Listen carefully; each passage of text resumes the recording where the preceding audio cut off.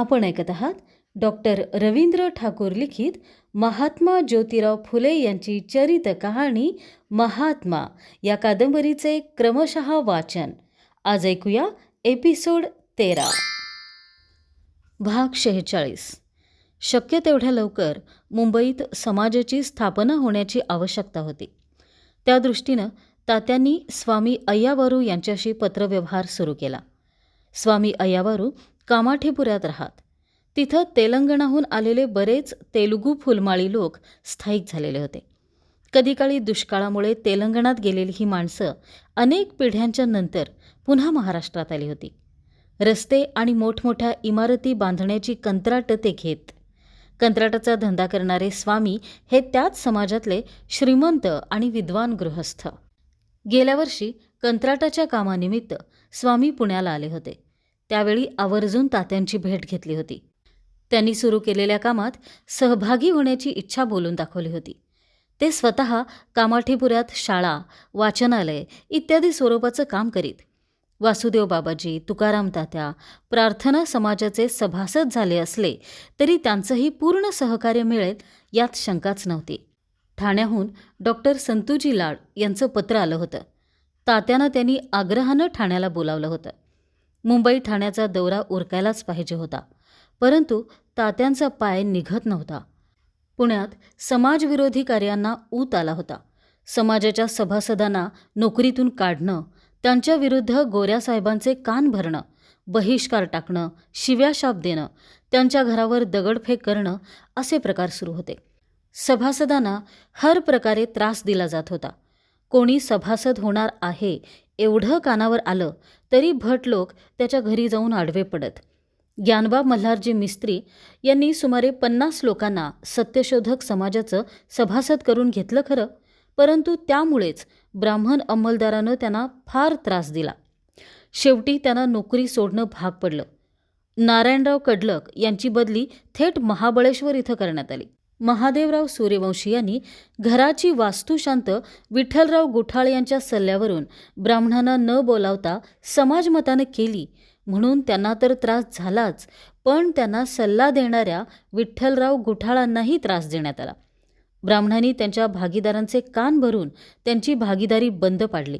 विठ्ठलरावांच्या धंद्यावर मोठंच गंडांतर आलं, परंतु म्हणून सत्यशोधक मागं हटणार नव्हते. सभासद संख्या वाढत चालली होती. शिक्षणाला उत्तेजन देण्याचं कार्य समाजानं प्राधान्यानं अंगीकारलं होतं. सभासद वर्गणी, देणगी यातून हुशार मुलांसाठी शिष्यवृत्त्या सुरू करण्यात आल्या.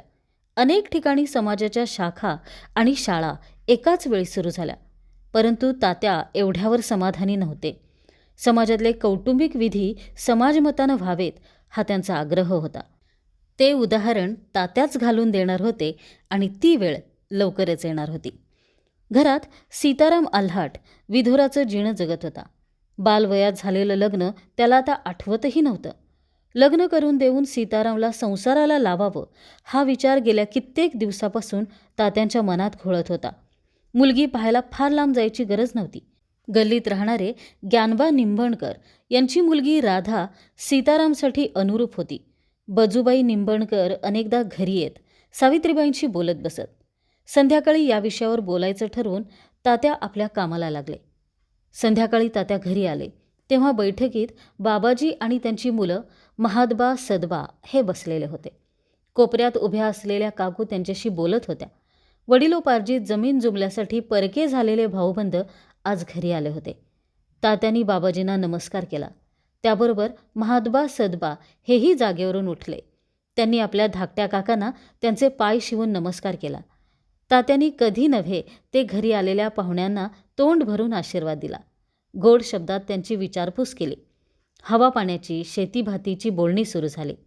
परंतु त्या भेटीचा मतलब तात्यांच्या ध्यानी येईना. वाड्यात बाबाजी आले आहेत म्हणून राजाराम भाऊही येऊन बसले. आज काय काम काढलं दादासाहेब? तात्या म्हणाले. काम कुठलं असायला? म्हणलं असं कुठंवर चालायचं. एका झाडाच्या 2 फांद्या. सारं इसरून गुण्यागोविंदानं नांदायचं आणि काय? बाबाजीचं बोलणं ऐकून तात्यांच्या चेहऱ्यावर समाधान तरळलं. बाबाजीचं म्हणणं खरं होतं. भांडण करणारे निघून गेले होते, परंतु भांडणं मागं राहिली होती. ती मिटली तर तात्यांना आनंदच होता. आता काय द्यावं लागत नाही आणि घ्यावं लागत नाही, तेव्हा सुखानं नांदूया म्हणायला तुझं काय जाते? राजाराम भाऊ एकदम तडकले. ते खरं राजाराम, पण भांडण करायला मी तर आलं नव्हतं नव्ह का? अरे वडील भांडले म्हणून आपण बी भांडत बसायचं का? त्यांची चूक झाली हे मला बी दिसत होतं, पण मी काय सांगणार होतो आणि माझं कोण ऐकणार होतं? राजाराम भाऊंचे ओठ पुन्हा शिवशिवले. भाऊ, तुम्ही वाद वाढवू नका. तात्याने त्यांना अडवलं. ती संधी घेऊन बाबाजी पुढे म्हणाले, तात्या, तुम्ही आपल्या गोरगरीब लोकांसाठी समाज काढला हे ऐकून आम्हाला फार बरं वाटलं. त्याच्यात आम्हाला बी सामील करून घ्या. तात्यांना आनंद झाला. दुरावलेले भाऊबंद या निमित्तानं जवळ येत आहेत, सत्यशोधक समाजात सामील व्हायला उत्सुक आहेत, ही गोष्ट त्यांना फार मोलाची वाटली. सर्वांना 2-2 शब्द सांगून त्यांनी वाद मिटवला. परंतु राजाराम भाऊंचं समाधान झालेलं नव्हतं. बाबाजी निघून गेल्यावर ते म्हणाले, तात्या, आजच याला आमचा वाडा कसा दिसला? यात काहीतरी काळं बेरं हाय एवढं खरं. भाऊंना काय म्हणायचं ते तात्यांच्या लक्षात आलं नव्हतं असं नव्हे, परंतु त्यांनी ते बोलून दाखवलं नाही. आज त्यांच्या डोक्यात फक्त सीतारामच्या लग्नाचा विषय होता. लग्नाचा विषय निघताच सीतारामचा सावळा चेहरा खुलला. तात्या जे करतील ते आपल्या भल्यासाठीच करतील याची त्याला खात्री होती. त्याचा होकार मिळताच तात्यांनी काकूंना गाठलं. त्यांनाही तो विचार आवडला. आता मुलीला मागणी घालायचं काम तेवढं राहिलं. ते काकूंनी आपल्याकडे घेतलं. बजूबाईंना पटलं तर ज्ञानबांना सांगायची जबाबदारी त्यांच्यावरच टाकायचं ठरलं. बोलता बोलता जेवणं आटोपली. तात्यांनी समयीची वाद पुढं सारली आणि ते वाचायला बसले. नीरव शांततेत वाड्याचं मागचं दार वाजलं. कोणीतरी आलं असावं. चटकन उठून काकू तिकडे गेल्या. काकूंची ती लगबग पाहून तात्यांना काहीसं आश्चर्य वाटलं. कोणीतरी येणार आहे हे त्यांना आधीच माहीत होतं की काय? थोड्याच वेळात तिकडून बोलण्याचा आवाज आला. कोणीतरी स्त्री काकूंच्या गळ्यात पडून मुसमुसून रडत होती. तात्यांनी पुस्तक मिटलं. आढ्याकडे डोळे लावून ते बसून राहिले. थोडा वेळ तसाच गेला. रडण्याचा आवाज थांबला. पुन्हा दार करकरलं. आलेली स्त्री निघून गेली असावी. कोण होतं सावित्रीबाई? यशवंताची आई. तात्यांच्या अंगावर सरकन काटा आला. एक जन्मदात्री माता आपल्या बाळाच्या भेटीसाठी अशी चोरासारखी आली होती. यशवंत घरी आला, त्याचं बारसंही झालं, परंतु त्याच्या आईला तात्यांनी अजून पाहिलं नव्हतं. काकूंकडून कळलं होतं तेवढंच. मला का नाही बोलवलं? मलाही यशवंताच्या आईला भेटायचं आहे. काशीबाई तुमच्यासमोर येणार नाही शेठजी. आपल्या हातून फार मोठं पाप घडलं आहे असं तिला वाटतं. भीतीनं बिचारी वेड्यासारखी झाली. तिची समजूत घालणं कठीण झालंय. घडलं ते वाईट आहे, परंतु त्या बाळजीवाला वाचवणं हे तर पाप नाही ना. आणि ते जर पाप असेल तर त्या अनाथ स्त्रीला फसवणाऱ्या दुष्टांना आणि त्यांच्या त्या थोतांडी धर्माला आधी पाप ठरवायला हवं. माणसाच्या निसर्गदत्त हक्कांवर गदा आणणारा धर्म हा धर्मच असू शकत नाही. तात्यासाहेब, तात्यासाहेब! बाहेरून धोंडीबा हाका मारत होते. त्यांच्या आवाजावरून काहीतरी गडबड असल्याचं जाणवलं होतं. तात्या घाईघाईनं बाहेर गेले. तात्यासाहेब, धोंडीरामला पोलीस चौकीवर नेलं या, धोंडीबा म्हणाले. पोलीस चौकीवर? का म्हणून? आज त्यांचं भाषण आहे ना? तेच. शनिवार वाड्यासमोर भाषण सुरू होतं. भाषणाला वाड्यासमोरच्या चौकीवरला फौजदार बी आलता. बामणांच्या धर्माला शिव्या का दितोस म्हणून त्यानं चौकीवर नेलं बघा. आसपासच्या समध्या बामणांनी एकच कालवा मांडलाय. चला. पायात जोडा सरकवत तात्या म्हणाले. धोंडीबासह तात्या पोलीस चौकीकडे निघाले. तात्यांना पाहताच फौजदार चपापला. साहेब, या माणसाला चौकीवर आणण्याचं कारण? तात्या म्हणाले. हिंदू धर्माला बदनाम करणारी कौनं गाताना मी त्याला पकडलं आहे. फौजदार आपली बाजू मजबूत करण्याचा प्रयत्न करू लागला. सभेला आलेली माणसं हिंदू धर्माचीच होती ना? त्यांना त्याच्या भाषणाचा आणि कवनांचा राग आला नाही, तुम्हालाच का यावा? तो ब्राह्मणांना शिव्या देतो, त्यांच्या विरुद्ध लोकांना भडकवतो. साहेब, मुळात तो शिव्या देत नाही. तो जे बोलतो ते पोट तिडकीनं बोलतो. त्याचं बोलणं तुम्हाला शिव्यांसारखं वाटतं कारण त्याचं दुःख तुम्हाला माहीत नाही. तुम्ही ते जाणून घेण्याचा कधी प्रयत्नच केला नाही. तुम्ही त्याला ओळखत नसाल तर सांगतो. तो शाहीर आहे, तसाच अभ्यासू माणूस आहे. तो जी टीका करतो ती अभ्यासातून करतो, हे मी खात्रीनं सांगतो. त्याचं एक विधान खोटं असल्याचं सिद्ध करून दाखवा आणि त्याच्याबरोबर मलाही अटक करा, कारण तो गात असलेली काही कवनं मी रचली आहेत. तात्यांच्या या सडेतोड आव्हानामुळं फौजदार साहेबांचे हातपाय गळाले. शाहिराविरुद्ध दाखवता येईल असा कुठलाच पुरावा त्याच्याजवळ नव्हता. केवळ आपल्या जातभाईंना खुश करण्यासाठी त्यानं तो आगाऊपणा केला होता. तरीही आपला पराभव मान्य करणं त्याला कमीपणाचं वाटत असावं. फौजदार साहेब, तात्या निक्षून म्हणाले, या उपर तुम्ही त्याला सोडणार नसाल तर मला तुमच्या वरिष्ठ अधिकाऱ्यांची भेट घ्यावी लागेल. माफ करा तात्यासाहेब, मी चुकलो. मी त्यांना सोडतो. आमच्या साहेबांना तेवढं कळवू नका. फौजदार साहेब गयावया करू लागले. मात्रा लागू पडली. आत्तापर्यंत गुरमीत बोलणारा फौजदार एकदम मऊ पडला. त्याची विनंती मान्य करून तात्या शाहिरांसह चौकीबाहेर पडले. ज्योतिराव फुल्यांची फजिती बघायला जमलेल्या तमासगिरांची तोंडं खेटर मारल्यासारखी झाली. शाहिरांना घरापर्यंत पोचवून तात्या वाड्याकडे परतले. तेव्हा मध्यरात्र उलटून गेली होती. खुद्द तात्यांनाही अनेकदा असे अनुभव येत. व्याख्यान सुरू असताना मध्येच एखादा माणूस भलतंच काहीतरी विचारी, परंतु ते आपली मनःशांती ढळू न देता त्याच्या प्रश्नाचं उत्तर देत. एखादा वाद घालण्याचा प्रयत्न करी, त्यालाही उत्तर द्यावं लागे. भर सभेत उठून वाद घालणाऱ्यांना निरुत्तर करण्यात शाहीर धोंडीराम आणि कृष्णरावही तेवढेच पटाईत होते. काही लोक वाद घालण्यासाठीच त्यांच्या सभांना येत. कधीकधी काही लोक हुल्लड माजवण्याचाही प्रयत्न करीत. ब्राह्मण ते ब्राह्मणच, पण हलक्या कानाच्या अज्ञानी समाज बांधवांना त्यात सहभागी होताना पाहून तात्यांना फार दुःख होई. कधी भाऊबंदही त्यांना त्रास देण्याची संधी साधून घेत. मीठगंजमधील एका सभेत मेलेला साप बांधलेला हार गळ्यात घालणारा माणूस भाऊबंदांपैकीच होता. तो हार घालून निघून गेला तेव्हा लोक व्याख्यानात रंगून गेलेले होते. अचानक एका श्रोत्याच्या ते लक्षात आलं आणि साप साप म्हणून ओरडा झाला. परंतु तात्या शांतपणे एवढेच म्हणाले, बंधूनो, काळजी करू नका. सध्या तो साप नसून फुलांचा हार आहे. आपणा सर्वांप्रमाणेच त्यालाही आत्मा आहे. मी त्याचा आत्मा दुखावला नाही तर तोही माझा आत्मा दुखावणार नाही. कधी असे भटाळलेले कपटी लोक त्यांना पान सुपारीसाठी बोलवण्याचं सोंग करून त्यांची फजिती करू पाहत आणि स्वतःच फजित होत. तात्यांचे हेही अनुभव वाया गेले नाहीत. त्यातूनही त्यांनी समाजासाठी मित्र जोडले. कधी अशा लोकांना निरुत्तर करण्यासाठी तर्कशक्तीचाही वापर करावा लागे. एकदा अशीच गंमत झाली. समाजाची स्थापना झाल्यानंतर एके दिवशी 2 माळकरी आले. बरं वाटत नसल्यानं त्या दिवशी तात्या घरीच विश्रांती घेत पडले होते. बळवंतराव कोल्हे आणि आणखी काही मंडळी बोलत बसली होती. साळसूदपणाचा आव आणून एक माळकरी म्हणाला, तात्यासाहेब, सत्याचा शोध घेऊन तुम्ही सत्यशोधक झाला आहात, तर आपल्या अंतर्मनात शोध घेऊन आमच्या मुठीत काय आहे ते सांगा. त्यांच्या बोलण्यातला खोचकपणा तात्यांच्या लक्षात आला, परंतु घरी आलेल्या माणसांना अपमानित करणं त्यांच्या स्वभावात नव्हतं.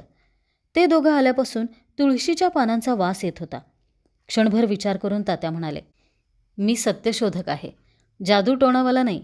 त्यामुळं छा छू करून मी काही सांगू शकणार नाही. हां, पण एवढं सांगू शकतो की तुमच्या हातात तुळशीची पानं आहेत. ते उत्तर मिळाल्याबरोबर लज्जित झालेल्या या माळकऱ्यांनी तात्यांची क्षमा मागून सरळ घरचा रस्ता धरला. तात्यांच्या या अजब तर्कशक्तीचा सर्वांना मोठाच अचंबा वाटला. अशा अनुभवांना आणि लोकांना तोंड देत सत्यशोधक समाजाची वाटचाल सुरू होती. भाग 47. सीतारामचं लग्न आटोपलं. अगदी साध्या पद्धतीनं तो समारंभ झाला. ते लग्न होऊ नये म्हणून करणाऱ्यांनी खूप खटपटी केल्या. ज्ञानोबा निंबणकर यांना फितवण्याचाही प्रयत्न झाला, परंतु बजूबाई खंबीर होती. त्यांनी कोणाचंच काही चालू दिलं नाही. वधूवरांनी तात्यांनी रचून दिलेली मंगलाष्टकं म्हटली. एकमेकांच्या गळ्यात पुष्पहार घातले. सभासद मंडळींनी आशीर्वाद दिले. बजूबाई, सावित्रीबाई आणि आणखी काही उपस्थितांनी नवविवाहित दाम्पत्याला संसारोपयोगी वस्तूंसाठी देणग्या दिल्या आणि लग्नविधी आटोपला. बाबाजी राणोजी, मारुती सटवाजी, तुकाराम खंडूजी ही फुले मंडळी कुटुंबियांसह लग्नाला आली होती. माळी समाजाचीही बरीच मंडळी आली होती. लग्नविधीनंतर लगेचच बाबाजी फुले, मारुती सटवाजी, तुकाराम खंडूजी यांनी सत्यधर्माची दीक्षा घेतली. आत्तापर्यंत प्रत्येक काम जीव तोडून करणारे भाऊबंद सीतारामच्या लग्नाला आले. एवढेच नव्हे तर समाजाचे सभासद झाले. हे पाहून तात्यांना फार समाधान झालं. याच काळात तिकडं रावसाहेब रानडे यांचा दुसरा विवाह संपन्न झाला. सभेत विधवा विवाहाच्या गोष्टी सांगणाऱ्या रावसाहेबांनी 32व्या वर्षी 11 वर्ष वयाच्या मुलीशी लग्न करावं ही गोष्ट तात्यांना मुळीच आवडली नाही. पत्नीच्या मृत्यूला पुरता महिनाही झाला नव्हता तोवर रावसाहेब बोहल्यावर चढले होते. वडिलांच्या इच्छेपुढे म्हणे त्यांचा नाईलाज झाला. वडिलांना दिलेला शब्द पाळला. रावसाहेबांचा सुधारणावाद नुसता बोलका आहे हे पुन्हा एकदा स्पष्ट झालं. एके दिवशी जव्हेरीलाल उमाशंकर याज्ञिक तात्यांच्या भेटीला येऊन गेले. सोबत त्यांची मित्रमंडळही होती. रावसाहेबांनी सांगितल्याप्रमाणे ते पंढरपूर आणि मुंबई येथे अनाथालय सुरू करणार होते. त्या कामाचं स्वरूप, त्यातील अडचणी त्यांनी आस्थेनं समजावून घेतल्या. सर्व व्यवस्था पाहून मंडळी फार खुश झाली. त्या दिवशी तात्यांनी सर्वांना आग्रहपूर्वक ठेवून घेतलं. दुसऱ्या दिवशी निरोप घेताना त्यांनी भेटीदाखल काकूंना पातळ आणि मुलांना कपडे दिले. समाजातर्फे झालेलं पहिलं लग्न निर्विघ्नपणे पार पडलं म्हणून सभासद आनंदात होते. परंतु बजूबाईंना फार त्रास सोसावा लागत होता. घरात नवरा छळत होता आणि बाहेर जातीचे लोक त्रास देत होते. परंतु धीराच्या बजूबाई सारं काही सहन करत होत्या. रविवारच्या सभेत अशा अनेक घटना पुढे आल्या. भागीदारी मोडल्यामुळं विठ्ठलराव गुठाळ यांचं फार नुकसान झालं होतं. त्यांच्या मुलांचं शिक्षण थांबायची वेळ आली होती. विठ्ठलरावांवर कोसळलेल्या आपत्तीचं वृत्त कळताच गंगारामभाऊ म्हस्के वकील यांनी त्यांच्या मुलांसाठी दरमहा 3 रुपयांची शिष्यवृत्ती सुरू केली.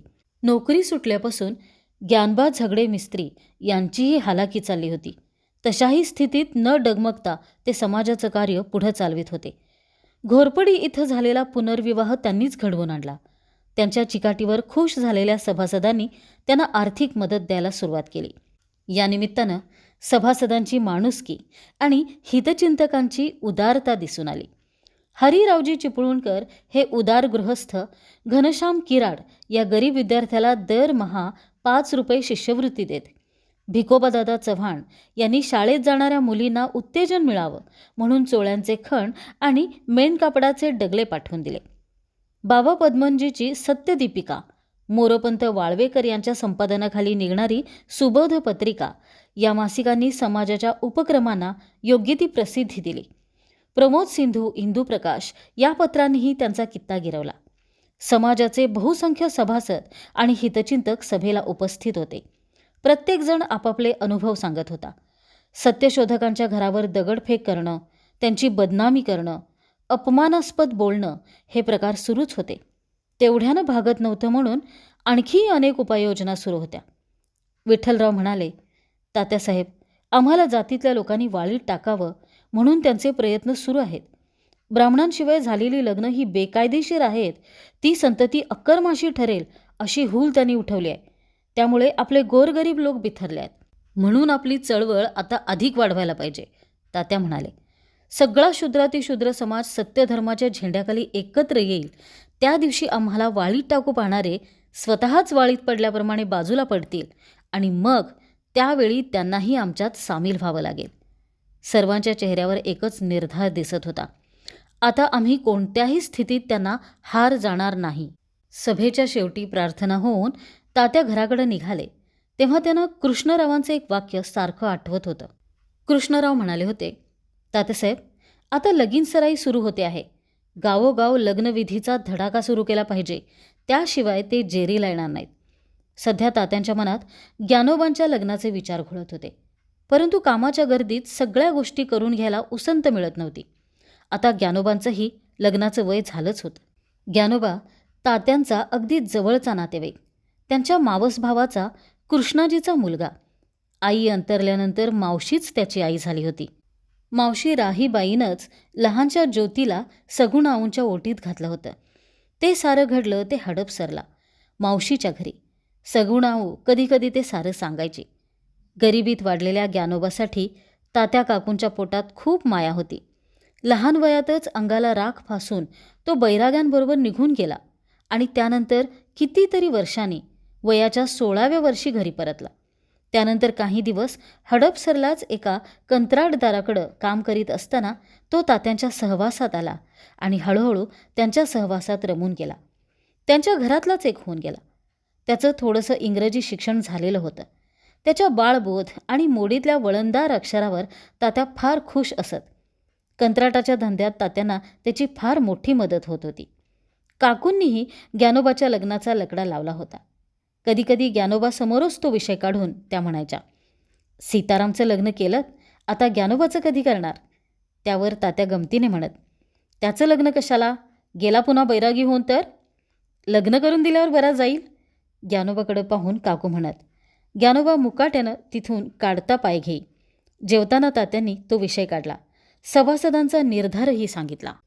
पर्वतीच्या नारायणराव शिंद्यांना निरोप द्यायचं ठरलं.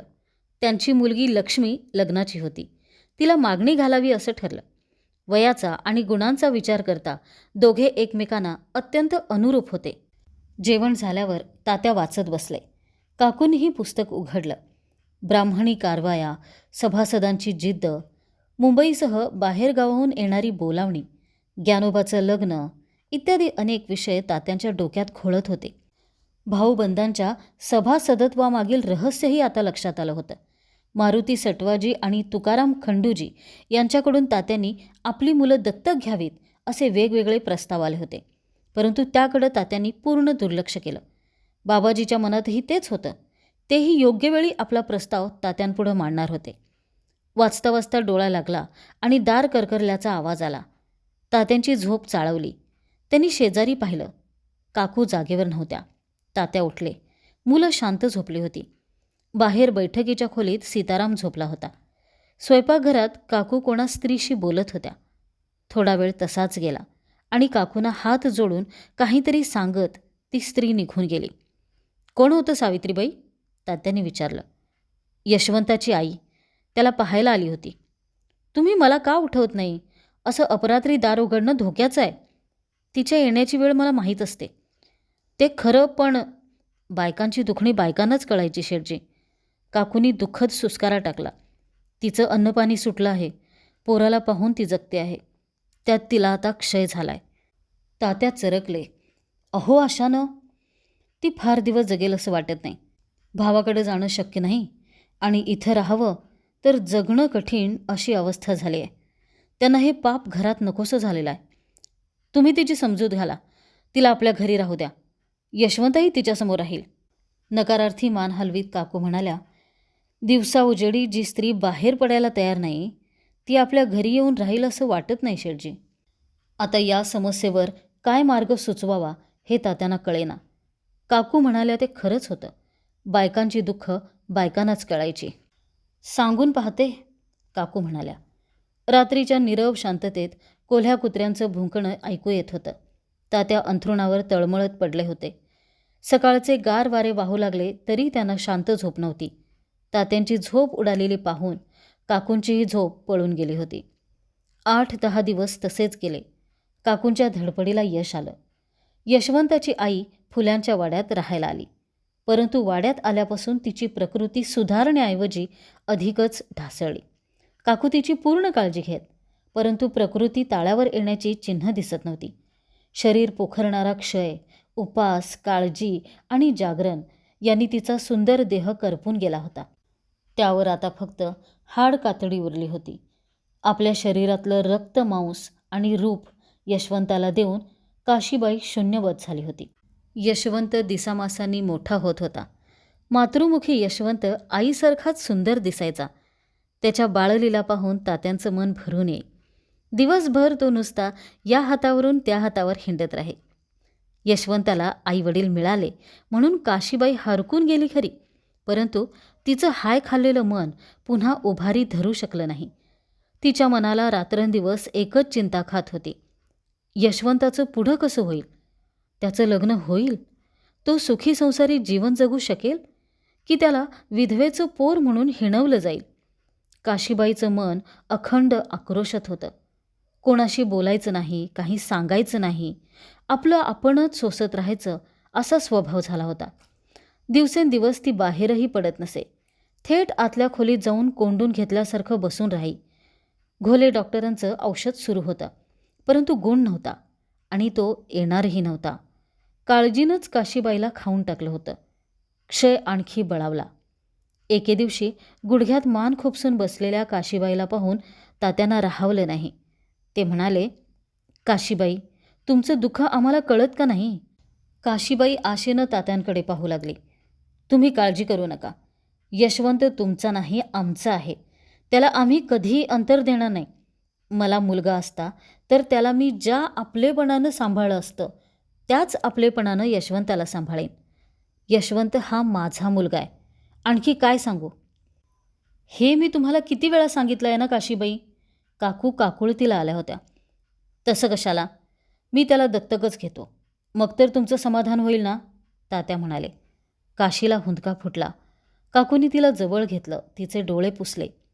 तात्यांनी मान फिरवली. काशीबाईला शब्द दिला खरा, पण तो पाळता येईल? तात्या अस्वस्थ झाले. गोदीबाईलाही त्यांनी असाच शब्द दिला होता, परंतु तो पाळणं शक्य झालं नाही. शांताराम आईच्या पाठोपाठ निघून गेला. तात्यांचा शब्द त्यांच्याजवळच राहिला. शांतारामसारखी किती मुलं अंगाखांद्यावर खेळून निघून गेली. त्यांच्या आयांची नावंही तात्यांना माहीत नाहीत. कोणी कोणी कुठून कुठून आणून टाकलेली ती मुलं लळा लावून, चटका लावून निघून जात. गर्भावस्थेतच विषारी औषधांचा विपरीत परिणाम झालेली ती मुलं काही वेळा जन्मतःच अपंग होऊन जन्माला येत. त्या नवजात अर्भकांचं जगणं म्हणजे मृत्यूशी झगडणंच असे. तो झगडा कुठं थांबेल याची खात्री देणं कठीण असे. आणि एवढं करून जे जगतील त्यांचा भरवसा धरणं फार कठीण होत असे. लक्ष्मी आणि बाबू आता 7-8 वर्षांचे झाले होते. शाळेतही जाऊ लागले होते. परंतु ते दोघं सतत आजारीच असत. शिवा, यमू यांचीही प्रकृती म्हणावी तितकी चांगली नव्हती. पुढं काय होईल हे सांगणं कठीण होतं. अशा स्थितीत तात्यांनी यशवंतासाठी काशीबाईला शब्द दिला. तो पूर्ण करता यावा एवढीच त्यांची त्या सर्वशक्तिमान ईश्वराकडं प्रार्थना होती.